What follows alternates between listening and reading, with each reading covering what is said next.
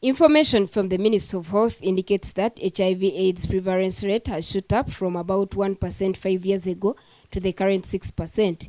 Individual district prevalence rates vary between 3% to 7%. The situation was, however, different before. Karamoja used to be a closed society, but this has changed in the last 5 years with the complete disarmament and pacification of the region by the Uganda People's Defence Forces (UPDF). Ironically, the high HIV/AIDS rates are now attributed to the prevailing peace. There was a very slow intervention to try to address all issues of prevention and the rest of the care needed for the victims and also protecting the community. HIV/AIDS is more prevalent in rural areas where poverty makes it hard for ordinary Karamojong to own communication gadgets like radio sets.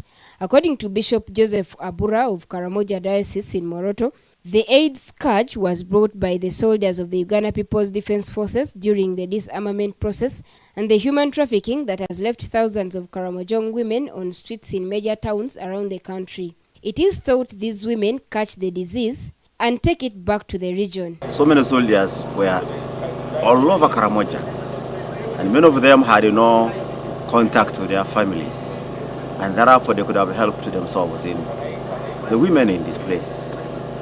Karamoja is by far considered one of the poorest regions in Uganda. Local governments have failed to arrest the situation, largely due to underfunding from the central government. Unfortunately, our money comes from the center. If it doesn't come, we are helpless.